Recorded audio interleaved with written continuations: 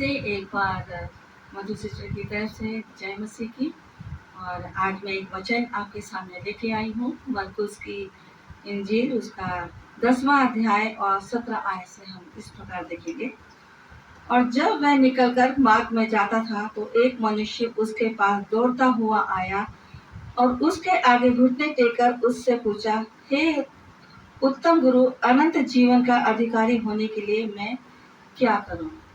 आगे हम देखते हैं 19वीं आयत में, तू आज्ञाओं को तो जानता है, हत्या न करना, व्यभिचार न करना, चोरी न करना, झूठी गवाही न देना, छल न करना, अपने पिता और अपनी माता का आदर करना। उसने उससे कहा, हे गुरु, इन सब को मैं लड़कपन से मानता आया हूँ। यीशु ने उस पर दृष्टि करके उससे प्रेम किया और उससे कहा, तुझ में एक बात की घटी है, जा जो कुछ तेरा है उसे बेचकर कंगालों को दे और तुझे स्वर्ग में धन मिलेगा, और आकर मेरे पीछे हो ले। इस बात से उसके चेहरे पर उदासी छा गई और वह शोक करता हुआ चला गया, क्योंकि वह बहुत धनी था। यूहन्ना रचित सुसमाचार उसका 3रा अध्याय और वर्ष 16 से मैं पढ़ने जा रही हूँ। क्योंकि परमेश्वर ने जगत से ऐसा प्रेम रखा कि उसने अपना इकलौता पुत्र दे दिया, ताकि जो कोई उस पर विश्वास करे वह नाश ना हो परंतु अनंत जीवन पाए। में परमेश्वर हमें बता रहे हैं कि वो एक अनंत जीवन पाना चाहता था। अनंत जीवन, ना खत्म होने वाला जीवन। हम सोचते हैं कि यहीं तक का जीवन है, मगर हमारा बाइबल का कलाम हमें सिखाता और बताता है कि हमारे पास यीशु मसीह ने अनंत जीवन का वादा किया है। और अनंत जीवन के लिए हमें क्या क्या करना चाहिए वो परमेश्वर ने यहाँ पे हमें सिखाया है कि आज्ञाओं को हम जानते हैं कि हत्या ना करना, चोरी ना करना, माता पिता की आज्ञा को मानना, व्यभिचार ना करना।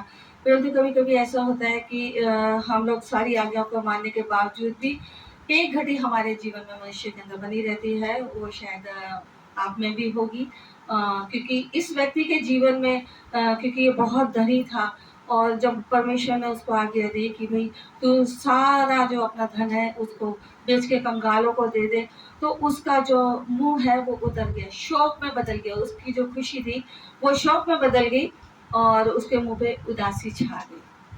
आज हमारे और आपके जीवन में भी कई बार ऐसा होता है कि जो अगर हम परमेश्वर के लिए करना चाहते हैं तो हम वो कर नहीं पाते हैं, जो परमेश्वर हमें आज्ञा देता है वो कर नहीं पाते, मगर परमेश्वर से हम अनंत जीवन की आशीष का पीछा करते हैं और कहते हैं कि यीशु मसीह जी हमें अनंत जीवन का वारिस बना। मगर अनंत जीवन पाने के लिए हमें भी अपने जीवन को बदलना पड़ेगा, क्योंकि हमारा जो जीवन है वो छोटा है संसारिक तौर से, मगर जब हम अनंत जीवन के वारिस बन जाएंगे तो हम यीशु मसीह के साथ और परमेश्वर के साथ निवास करेंगे। ये हमारा कलाम सिखाता है हमें। परंतु हमें ये देखना है कि आज हमारे अंदर क्या कमी है, क्योंकि जब जब हम परमेश्वर के वचन में आगे बढ़ते हैं तो कोई ना कोई कमी हमें रोकती है उस वचन की तरफ आगे बढ़ने के लिए और उसकी आज्ञाओं को मानने के लिए। सबसे बड़ी बात तो है कि हमें उस पर भरोसा करना है, उस पर विश्वास करना है और उसकी आज्ञाओं को मानना है, क्योंकि हत्या हम हर दिन करते हैं, क्योंकि हमारे अंदर बहुत सारी लालसाई होती है, बहुत सारे हमारे अंदर शौक होते हैं और बहुत सारी मुरादें होती हैं, बहुत सारी इच्छाएं होती हैं हमारी, कि हम चाहते हैं कि वह हमारी परमेश्वर पूरी कर दे और ऐसे ही हमें अनंत जीवन मिल जाए। मगर ऐसे ही अनंत जीवन जीने के लिए परमेश्वर ने हमें नहीं सिरजा है, हमें परमेश्वर ने सिखाया है कि क्योंकि अनंत जीवन एक पवित्र जीवन होगा। यहाँ का जीवन तो हम पाप में भी जीते हैं, झूठ भी बोलते हैं, हत्या भी करते हैं, चोरी भी करते हैं, व्यभिचार भी करते हैं और दूसरों के विरोध में भी हम झूठी गवाही देते हैं और बहुत सारी बातें जीवन में हम लोग करते हैं। मगर परमेश्वर का कलाम हमें सिखाता है कि हमें पवित्र बनना, और पवित्र कैसे बनना है उसके कलाम को पढ़कर, उस पर विश्वास कर कर और उस पर चल कर हमें परमेश्वर के वचन में आगे बढ़ना है। क्योंकि अगर हम परमेश्वर के वचन में आगे नहीं जाएंगे तो हम अनंत जीवन के वारिस भी नहीं हो सकते। यहाँ पे हम एक और वचन देखेंगे, लूका रचित सुसमाचार उसका 12वां अध्याय और 33 और 34 आयत को हम लोग यहाँ पे देखते हैं। एक व्यक्ति के बारे में दृष्टांत यहाँ पे दिखाया गया है कि परमेश्वर का वचन कहता है, अपनी संपत्ति बेचकर दान कर दो और अपने लिए ऐसे बटुए बनाओ जो पुराने नहीं होते, अर्थात स्वर्ग पर ऐसा धन इकट्ठा करो जो घटता नहीं। हमें स्वर्ग पर धन इकट्ठा करना है, हमें अच्छे कर्म करने हैं, अच्छी सोच रखनी है, अच्छे विचार रखने हैं और हमें दूसरों को परमेश्वर के वचन से सिखाना है कि हमारा जीवन कैसा होना चाहिए, कैसे पवित्रता में हमें आगे बढ़ना है। क्योंकि अगर हम इस धन बटोरने के इरादे में अगर अपने जीवन को नाश कर लेते तो अनंत जीवन के तो वारिस हम कभी बनेंगे नहीं और नर्क के वारिस जरूर बन जाएंगे। यहाँ पे इस प्रकार लिखा है कि जिसके निकट चोर नहीं आता और कीड़ा नहीं बिगाड़ता, क्योंकि जहाँ तुम्हारा धन है वहीं तुम्हारा मन भी लगा रहेगा। क्योंकि हम होड़ में लगे रहते हैं और धन कमाने के लिए हम लोग क्या क्या प्रयास करते हैं, बहुत सारी बातों को हम जो हमें नहीं करनी चाहिए वो भी हम करते हैं। आप में से कई ऐसे लोग होंगे भाई बहन जो चाहते हैं कि हम अनंत जीवन के वारिस बने, मगर चाहते हुए भी उनसे कोई गलती ऐसे हो जाती है कि जिससे वो एक कदम पीछे हट जाते हैं। मगर मैं आपको बताना चाहूँगी कि हमें धन की तरफ नहीं देखना है। हमारा धन जो है परमेश्वर का वचन है जो कभी खत्म नहीं होगा। अगर हम विश्वास रखेंगे और परमेश्वर के पीछे चलेंगे और परमेश्वर से मांगेंगे कि प्रभु यीशु मसीह जी हमें अकल बुद्धि समझ की आत्मा दे कि हम आपकी आज्ञाओं को दिल से मान सके और उन पर चलने वाले बन सके, तो परमेश्वर हमारे गुनाहों और गलतियों को माफ करके हमें एक सही मार्ग पर ले चलेगा। आज हम झूठ बोल रहे हैं तो कल हम झूठ बोलना छोड़ देंगे, या हमारे अंदर लालसा है कोई ऐसी जो दूसरों के विरोध में है, तो परमेश्वर ये नहीं चाहता। क्योंकि परमेश्वर का वचन कहता है कि हम एक दूसरे से प्रेम करें, क्योंकि यीशु मसीह ने भी हमसे प्रेम किया है और उसके प्रेम के द्वारा आज हम जीवित हैं और आज हम अनंत जीवन के बारे में बात भी कर रहे हैं और एक दिन ऐसा होगा कि हम अनंत जीवन के वारिस भी बन जाएंगे। मगर परमेश्वर का वचन हमें सिखाता है कि हमें आपस में प्रेम करना है और चोरी किसी बात की नहीं करनी है। कभी कभी हम लोग चोरी करते हैं, समय की चोरी। परमेश्वर का जो समय देना चाहिए हम समय नहीं दे पाते हैं और छल करते हैं, हम लोग झूठ बोलते हैं अपने आप को धार्मिक बताने के लिए या लोगों को दिखाने के लिए कि इतना सब कुछ हम परमेश्वर के पीछे चल रहे हैं, तो हम अपने आप से छल करते हैं। ये बात हमें सोचना चाहिए कि हम क्या करते हैं। जैसे कि आप जानते हैं कि आप अभी बाल अवस्था से युवा अवस्था तक आपने पढ़ाई करी है, एजुकेशन लिए आपने और तरह तरह की ट्रेनिंग ये आप ले रहे हैं ताकि आप सक्सेस हो सके। चाहे आपने आर्किटेक्ट के लिए हो, इंजीनियरिंग के लिए रखी हो या आर्टिस्ट के लिए रखी हो, या आपने किसी भी चीज़ की आपकी आपकी जो चॉइस होती है उसमें आप अपने आप को सिलेक्ट करते हैं कि मुझे बड़े होकर ये बनना है, डॉक्टर बनना है या वैज्ञानिक बनना है या कुछ नेतागिरी में जाना है। तो हम लोग अपनी सोच को उस तरह ढाल देते हैं और फिर उसको करने की पूरी कोशिश करते हैं और तब तक करते रहते हैं कि जब तक हमारा वो जो टारगेट है वो पूरा नहीं हो जाता है और बाद में हम उसको सर्टिफिकेट पाने के लिए हम लोग उसमें होड़ में लगे रहते हैं।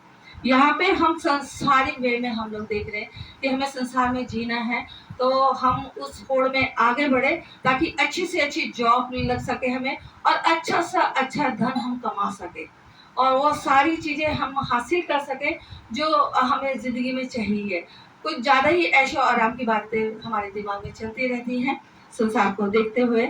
मगर मैं आपको बताना चाहूँगी कि ये तो संसार की चीज़ें हैं, मगर अनंत जीवन जो है यीशु मसीह देगा आपको। उसके लिए आपको परमेश्वर की आज्ञाओं पे चलना पड़ेगा, उसकी आज्ञाओं को मानना पड़ेगा, विश्वास करना पड़ेगा कि सचमुच यीशु मसीह उद्धारकर्ता परमेश्वर है और उसके वचन के द्वारा हमारा उद्धार होगा और हमारा मार्ग सीधा होगा। क्योंकि हमें अनंत जीवन का वारिस बनना है कि ये कोई मामूली चीज़ नहीं है कि हम अनंत जीवन के बारे में सारा कुछ करने के बाद वारिस बन जाए। वारिस के लिए हमें परफेक्ट होना पड़ेगा, परमेश्वर के वचन में परफेक्ट होना पड़ेगा। हमें झूठ नहीं बोलना है, व्यभिचार की स्पिरिट हमारे अंदर से जानी चाहिए, चोरी नहीं करनी है, झूठी गवाही नहीं देनी है, छल नहीं करना और अपने माता पिता की आज्ञा को माना है। क्योंकि माता पिता की आज्ञा को माना परमेश्वर ने हमें सिखाया है। मैं संसार में जब देखती हूँ, लोगों से मिलती हूँ, तो पता चलता है कि बुजुर्ग लोग रोते हैं कि हमारे जवान बच्चे हमें छोड़कर चले गए हैं और आज हम वृद्धावस्था में इस हाल में हम लोग पड़ रहे हैं। तो देख के बड़ा दुख होता है कि आजकल के नौजवान जो है वो अपने ही बारे में सोचते, अपने माता पिता के बारे में नहीं सोचते। तो यहाँ पे हम सरासर गलत कर रहे हैं, क्योंकि हम परमेश्वर की आज्ञा का उल्लंघन कर रहे हैं, अगर परमेश्वर की आज्ञा को हम तोड़ रहे हैं और परमेश्वर के विरुद्ध में कार्य कर रहे हैं। ऐसे में परमेश्वर आपके साथ खड़ा नहीं होगा मेरे भाई बहनों। मैं चाहती हूँ जो भी नौजवान है वो इस बच्चों की ओर ध्यान दे के अपने माता पिता की आज्ञा को मानना है और उनकी इज्जत करना है, उनकी देखभाल करनी है और अपने दिल में छल कपट नहीं लाना है कि ऐसा नहीं कि आज आपकी शादी हो गई तो कल अपने माँ बाप को छोड़ दें। ऐसा नहीं होना चाहिए, क्योंकि परमेश्वर की आज्ञा है कि अपनी माता की और पिता की सेवा का, और किसी के विरुद्ध में आपने गवाही नहीं देनी है, अपने चाल चलन को सही रखना है और एक टारगेट बनाना आपने कि मैं इस पृथ्वी पर भी जो मेरे को जीवन मिला है उसमें अच्छी तरह मैं चल सकूं और साथ में परमेश्वर के वचन में भी मैं चल सकूं। जब परमेश्वर के सामने आप जाएंगे तो परमेश्वर आपको किसी बात में दोषी ना ठहराए, आप निर्दोष माने जाए। अगर आप निर्दोष है तो अनंत जीवन के वारिस बन जाएंगे। बहुत ये खुशखबरी की बात है कि आज अनंत जीवन की बातें आप सुन रहे हैं, क्योंकि अनंत जीवन जो है वो परमेश्वर ही देता है। आइए हम एक और वचन देखें, लूका रचित सुसमाचार उसका 12वां अध्याय उसकी 16 आयत से हम लोग देखते हैं।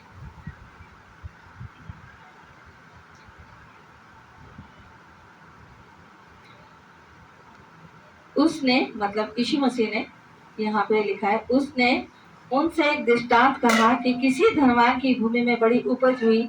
तब वह अपने मन में विचार करने लगा कि मैं क्या करूं, क्योंकि मेरे यहाँ जगह नहीं जहाँ अपनी उपज इत्यादि रखूं। और उसने कहा, मैं यह करूंगा कि मैं अपनी बखारियां तोड़कर उनसे बड़ी बनाऊंगा और वहां अपना सब अन्न और संपत्ति रखूंगा और अपने प्राण से कहूंगा कि प्राण, तेरे पास बहुत वर्षों के लिए बहुत संपत्ति रखी है, चैन कर खा पी सुख से रह। परंतु परमेश्वर ने उससे कहा, हे मूर्ख, इस रात तेरा प्राण तुझसे ले लिया जाएगा, तब जो कुछ तूने इकट्ठा किया है वह किसका होगा। ऐसा ही एक मनुष्य भी है जो अपने लिए धन बटोरता है, परंतु परमेश्वर की दृष्टि में धनी नहीं है। यहाँ पे साफ साफ परमेश्वर ने अपने शब्दों में बताया है कि धनी व्यक्ति जो है वो इतना धनी था कि उसने सोचा कि अपने तंबुओं को चौड़ा कर लो, अपनी दीवारों को चौड़ा कर लो, जहाँ पे सारा धन और अपना अन्न जल वहां पे इकट्ठा कर लो।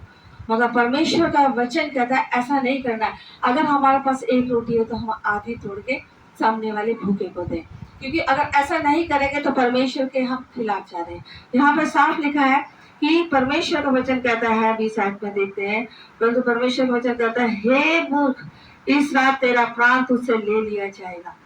अगर प्राण ले लिया जाएगा तो आप खुद सोचे कि उस धन का क्या होगा और उस अन्न का क्या होगा, क्योंकि आपका प्राण रहेगा ही नहीं खाने पीने के लिए। इसलिए बहुत सोच समझ के हमें जीवन को आगे बढ़ाना है। अनंत जीवन का वारिस बनने के लिए हमें परमेश्वर की आज्ञाओं को मानना है। हम तमाम चीज़ों की तरफ ना देखें। संसार की चीज़ें हमें एक लालच देती है और लुभावनी होती है और अपनी ओर खींचती है, मगर परमेश्वर का वचन खरा और सच्चा है। वो हमें सही बातें सिखाता है, ज्ञान की बातें सिखाता है, बुद्धि की बातें सिखाता है और सिखाता है कि हम परमेश्वर के नज़दीक में कैसे जा सकते हैं। और जब हम परमेश्वर के नज़दीक में जाने के लिए अपने वचन को उठाएंगे, पढ़ेंगे और उससे सीखेंगे, तो आप अनंत जीवन के वारिस के हकदार बन जाएंगे। क्योंकि परमेश्वर झूठा नहीं है, वो सच्चा है। वो कहता है आकाश और पृथ्वी टल जाएंगे परंतु मेरा वचन कभी नहीं टलनेगा। क्योंकि परमेश्वर का वचन जो है वो आपसे बात कर रहा है और परमेश्वर चाहता है कि आप इस वचन में बढ़े। क्योंकि परमेश्वर का वचन ये भी कहता है लूका 12:15 में कि चौकस रहो और हर प्रकार के लोभ से अपने आप को बचाए। हमें चौकस रहना है संसार की चीज़ों से, क्योंकि आप जानते हैं कि शैतान भी अपना मुंह फाड़े खड़ा है। संसार की जब हालत देख रहे हैं तो जगह जगह लड़ाई झगड़े, विपत्तियां, बीमारियां और तरह तरह की परेशानियां झेलनी पड़ रही है। हर एक मनुष्य को, कोई आज मनुष्य ये नहीं कर सकता कि मैं आज संपूर्ण मन से या दिल से खुश हूँ, या मेरे पास सारी चीजें हैं, किसी बात की घटी नहीं। क्योंकि परमेश्वर का वचन यहाँ पे हमें सिखाता है कि आज ही रात तक हमारा प्राण निकल जाएगा तो हमारे पास कुछ भी नहीं बचेगा। जो जीवित है वो परमेश्वर के अनुग्रह में जीवित है, और परमेश्वर चाहता है कि जब तक जीवित है तो हम परमेश्वर के वचन से सीखें कि हमें अपने जीवन को किस प्रकार पवित्रता में लेके आना है, किस प्रकार आगे बढ़ना है हमें। क्योंकि परमेश्वर का वचन ही एक सच्चा है जो हमें सही मार्ग दिखाएगा। यीशु मसीह एक ऐसा प्रेमी पिता है, हम कितना भी पाप कर लेते हैं, हम कितना भी झूठ बोल लेते हैं, मगर वो हमसे प्यार करना नहीं छोड़ता। वो हमें हमेशा किसी के थ्रू सिखाता रहता है, चाहे पासवानों के द्वारा या प्रचारकों के द्वारा, रेडियो के माध्यम से, टीवी के माध्यम से, यूट्यूब के माध्यम से, या चलते चलते भी परमेश्वर के ऐसे लोग आपको मिले होंगे या मिल जाएंगे जो परमेश्वर आपको अपने वचन के द्वारा बातचीत करेगा और दिखाएगा कि आपका जीवन कैसा होना चाहिए। हम सोचते हैं कि आज हम जी ले कल तो देखी जाएगी, मगर ऐसा नहीं है मेरे भाई बहनों। क्योंकि हमारा जीवन परमेश्वर ने अपने हाथों से सिरजा और हमसे प्रेम करता है। हमारी एक एक हड्डी और नसों को वो जानता है। वो जानता है हमारे दुख और सुख को, हमारी जरूरतों को वो जानता है। वो कहता है तुम्हारे मांगने से पहले मैं जानता हूँ तुम्हें क्या क्या चीजों की जरूरत है। वो हमें सब कुछ प्रोवाइड करेगा क्योंकि वो हमारा पिता है। खुदा तो है मगर हमारा पिता भी है। पिता जानता है कि मेरे को अपने बच्चों को क्या देना है, कैसा एजुकेशन देना है। अगर हम एजुकेशन नहीं पा रहे तो कैसे बिजनेस में हमें आगे बढ़ाना। परमेश्वर हमारी हर चीज को जानता है, हर चीज को जानता है। हम सोचते हैं कि कोई हमें देखने वाला नहीं, मगर उसकी आंखें हमें निहारती है, उसकी आंखें हमें देखती हैं और जांचती है कि हम किस चाल को चल रहे हैं। इसलिए मेरे भाई बहनों, मैं चाहती हूँ कि आप इस वचन की ओर गौर करें कि अगर आप आज दुखी हैं, परेशान हैं, और आप सोचते हैं कि मेरा कोई भी नहीं है, मेरे इस संकट में कोई मेरी सहायता मदद नहीं करेगा, कोई मेरे साथ खड़ा नहीं है, चाहे वो महिला हो या पुरुष हो, जो भी हो, वो अगर सोचते हैं कि आज मैं निराशा के जीवन में आगे रास्ता नहीं खुलेगा, मगर आपका एक दोस्त है, एक पिता है जो आपसे प्रेम करता है, वो यीशु मसीह है। वो आपके जीवन को बदलना चाहता है, वो आपके जीवन में खुशियां लाना चाहता है, वो आपके आंसुओं को पोंछना चाहता है। अगर आज कोई दुखी है, परेशान है, आंसुओं से भरकर है, तो परमेश्वर उसके आंसू को पोंछने के लिए तैयार है। क्या आप तैयार हैं? सबसे पहले हमें अपने आत्मा को तैयार करना, अपने मन को तैयार करना, अपने विचारों में यीशु मसीह को ढूंढना है कि यीशु मसीह मेरे जीवन में आ। क्योंकि जब तक यीशु मसीह आपके जीवन में नहीं आएगा, आपका जीवन नहीं बदलेगा। आप गिरते चले जाएंगे, गिरते चले जाएंगे, गिरते चले जाएंगे। मगर जब प्रभु यीशु मसीह जी आपके जीवन में प्रवेश करेगा, आपके हृदय में वास करेगा, तो आपका जीवन ऐसा नहीं रहेगा। सब कुछ बदल जाएगा, सब कुछ बदल जाएगा। आपके जीवन में आशीष आने शुरू हो जाएंगे, आपके द्वार खुलने शुरू हो जाएंगे, सारे बंधन टूट जाएंगे। जो आपके विरोधी है वो आपके पक्ष में हो जाएंगे। परमेश्वर आपके डिवाइन हेल्पर भेजेगा, अपने अनगिनत फरिश्तों की छावनी डाल देगा आपके ऊपर, ताकि आपकी रक्षा को एक आंच आपके ऊपर आने नहीं देगा। वो कहता है कि मैंने तुम्हारे सिर के पार तक गिने हुए। तो वो हमारे बारे में सब जानता है, जबकि हम अपने बारे में, कल के बारे में कुछ नहीं जानते हैं। तो विश्वास कीजिए, क्योंकि परमेश्वर आज आपसे बात कर रहा है अपने वचन के द्वारा, और वो चाहता है कि आज इसी घड़ी आपका जीवन बदल जाए। मेरे भाई बहनों, आज आप वचन सुन रहे हैं, आपका जीवन बदल रहा है। आप इस वचन पे चलने लगोगे तो आप आगे बढ़ने लगोगे। आपकी जंजीरें अपने आप टूट जाएंगी, आप खुल के आजाद हो जाएंगे। आपको सोचने समझने की बुद्धि प्रदान देगा परमेश्वर, और सचमुच प्रभु इतना देगा जितना आप सोच भी नहीं सकते हैं। क्योंकि उसकी कल्पनाएं हमारे विषय में भलाई की है। वो हमारे लिए बहुत अच्छा सोचता है। हम जितना नहीं सोच सकते वो हमारे बारे में सोचता है। आज मैं चाहती हूँ कि जितने दुखी जन हैं, जितने परेशान हैं, निराश हैं, उनके जीवन में प्रभु यीशु मसीह की उपस्थिति आ जाए, और प्रभु यीशु मसीह उनके जीवन को बदलने जा रहे हैं। मुझे पूरा विश्वास है कि आज के वचन के द्वारा आप संसारिक धन के पीछे नहीं भागेंगे, वचन को पकड़ेंगे, वचन पर विश्वास करेंगे और उस पर चलने की कोशिश करेंगे। क्योंकि कोशिश ही हमारे लिए कामयाबी का एक खिताब है। एक सर्टिफिकेट है हमारे पास। अनंत जीवन आपको देने के लिए वो तैयार है। आपको तैयार होना, अपने मन को तैयार करना है। जब भी आपको समय मिले प्रार्थना कीजिए, वचन पढ़िए। वचन समझ नहीं आता है तो आप वचन को आप हमारे जो हमारी ऑनलाइन में हम नंबर देने जा रहे हैं, फ़ोन नंबर देने जा रहे हैं, तो उस नंबर से आप हमें बातचीत कर सकते हैं। अगर कोई वचन समझ नहीं आ रहा तो हम आपको समझाने की पूरी कोशिश करेंगे कि किस प्रकार आपको परमेश्वर यीशु पर विश्वास करना और कैसे आपको आगे बढ़ना है। इस प्रकार आपका जीवन बदलता चला जाएगा। हम आपके सहयोग के लिए तैयार हैं, हम आपके लिए तैनात हैं, यहाँ पे प्रार्थना करने के लिए तैयार है। यदि कोई बीमार है तो हम बीमारों के लिए भी प्रार्थना करते हैं। यहाँ पे हमारी टीम है जो बड़ी श्रद्धा के साथ और बड़े दिल के साथ और आत्मिक जीवन के साथ वो आपके लिए प्रार्थना करेंगी, जिससे कि आपको प्रार्थना के द्वारा आपके जीवन में कोई भी कमी घटी ना, चाहे बीमारी हो, चाहे बेरोजगार हो, या दुखी हो, परेशान हो, या आपका घर मकान नहीं आएंगे, आप विदेश नहीं जा सकते, बहुत सारी समस्याएं जीवन में हर मनुष्य के जीवन में। जो कोई ये वचन को सुन रहा है, अगर आपके जीवन में कोई परेशानी है और आप चाहते हैं कि आपका जीवन बदल जाए और आपके जीवन में सारी तमाम खुशियां आ जाए, तो एक बार हमें आप जरूर फोन कीजिए, ताकि हम फोन के द्वारा आपके लिए प्रार्थना करें और आपसे बातचीत करें, क्योंकि हम चाहते हैं कि प्रभु की उपस्थिति आपके जीवन में आ जाए और जो आज आपका जीवन है कल ना जाए। कल अनंत जीवन के बारिश में हम आपको देखना चाहते हैं। प्रभु आप सबको बड़ी आशीष।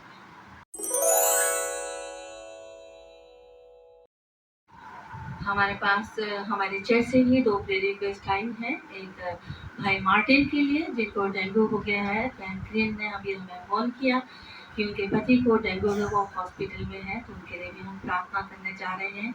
और साथ में हम एक बहन है जो अलीगढ़ से हमें खबर आई है कि उनको पैरालाइज अटैक है और डॉक्टर ने उनको इलाज के लिए रखा हुआ है, और हम उनको भी प्रार्थना में रखेंगे। जितने भी भाई बहन मेरे साथ जुड़े हैं सब अपनी आंखों को बंद करेंगे और प्रार्थना में जाएंगे। Hallelujah hallelujah. धन्यवाद करते हैं प्यारे प्रभु यीशु मसीह जी आज के दिन के लिए। जितने भाई बहन हमसे जुड़े हुए हैं प्यारे प्रभु यीशु मसीह, हर एक की मनोदशा को, हर एक के दिल को आप जानते प्यारे प्रभु, हर एक की परेशानी को आप जानते प्यारे पिता परमेश्वर। खासकर प्यारे प्रभु मैं भाई मार्टिन के लिए प्रार्थना करती हूँ, जबकि डॉक्टर ने उनको डेंगू बोला है प्यारे पिता परमेश्वर। आपके लोगों में वो ताकत है, वो सामर्थ है प्रभु यीशु मसीह जी। पवित्र आत्मा के द्वारा इसी घड़ी उन्हें छू दे। जिस बेड पे बैठे हैं, जिस हॉस्पिटल में, यीशु के नाम से मैं मांगती हूँ कि इसी घड़ी उन्हें चंगाई मिलने पाए। डेंगू यीशु नासी नाम से जाता रहे, हर बीमारी, हर अटैक जाता रहे। मैं बहन के लिए प्रार्थना करती हूँ, जो भी शैतानी अटैक है, जो भी पैरालाइज का अटैक है, यीशु नासी के नाम से मैं तुझे हुक्म देती हूँ, इसी घड़ी उस बहन को छोड़ कर जाए। यीशु मसीह की चंगाई आ रही है, यीशु मसीह की चंगाई आ रही है। बहन प्रभु आपको छू रहा है, पवित्र आत्मा आपको छू रहा है और इसी घड़ी चंगाई दे रही है। बहुत बड़ी गवाही के साथ आप उठने जा रहे हैं और बड़ी गवाही के साथ आप वापस लौटेंगे। भाई मार्टिन आप भी बड़ी गवाही के साथ आप हमारे साथ वापस लौटेंगे, क्योंकि पवित्र आत्मा ने आपको भी छुआ है, इसी घड़ी छुआ है और आपको चंगाई दे दी है। मैं यीशु के नाम से घोषणा करती हूँ इन दोनों के लिए कि इनको चंगाई मिल चुकी है। धन्यवाद करती हूँ प्यारे प्रभु यीशु मसीह, धन्यवाद की भेंट चढ़ाती हूँ प्यारे प्रभु यीशु मसीह। जितने भाई बहन मुझे सुन रहे हैं, जितने बेटे बेटियां आपके सर झुकाए बैठे हैं, उनके लिए मैं प्रार्थना करती हूँ प्यारे प्रभु। जो निराशा में आशा में बदल डाले प्यारे पिता परमेश्वर, जिनके पास जॉब नहीं उनको जॉब दे प्यारे प्रभु यीशु मसीह। जिन स्त्रियों के पास प्यारे प्रभु अभी कोख खाली है, उन स्त्रियों की कोख को भर डाले। जिनको बीमारी है, कैंसर की कैंसर जाता रहे, रसोली की बीमारियां जाती रहे, सारी गांठें जाती रहे, सारे दर्द इन्फेक्शन यीशु के नाम से जाते रहे। यीशु के नाम से मैं सबको ब्लेस करती हूँ, बच्चों को ब्लेस करती हूँ। खासकर मैं अपने देश के लिए प्रार्थना करती हूँ, जबकि इज़राइल प्यारे पिता परमेश्वर आपके सामने प्यारे प्रभु वो देश है, लड़ाइयाँ चल रही हैं प्यारे प्रभु सुनिए। मैं चाहती हूँ आपकी शांति वहाँ पहुँचे, जगह जगह शांति, हर देश में आपकी शांति चाहती हूँ, अमन चाहती हूँ प्यारे प्रभु यीशु मसीह जी। सारे देशों के नेताओं को मैं आपके हाथ में देती हूँ, उनके ऊपर अपना अनुग्रह का हाथ बढ़ा दे प्यारे प्रभु यीशु मसीह। आपका बुद्धि समझ दे प्यारे प्रभु, ताकि जिस देश में वो लोग रहते हैं, जिस जिस देश में वो लोग रहते हैं, प्यारे पिता परमेश्वर अपने देश को अच्छी तरह से चलाने वाले बन सके। अमन और शांति के परमेश्वर, आप शांति के राजकुमार हैं। आपका वचन कहता है मैं ऐसी शांति देता जो संसार नहीं देता। आज हम उसी शांति के लिए प्रार्थना करते हैं, उन लोगों के लिए प्रार्थना करते हैं जो आज दुनिया में प्यारे पिता परमेश्वर नहीं है, उनके परिवारों में आप शांति दे प्यारे पिता परमेश्वर। हिम्मत ताकत बल देने वाले आप हैं प्यारे पिता परमेश्वर।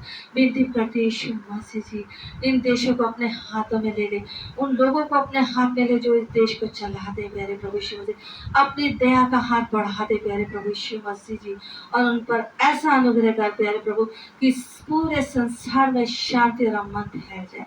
मुझे पूरा विश्वास है कि आपने हमारी विनती और प्रार्थना को सुना और जल्द से जल्द हमें उत्तर मिलने जा रहा है। हम गवाही के साथ फिर लौटेंगे। यीशु के नाम से मैं सबको ब्लेस करती हूँ। आमीन।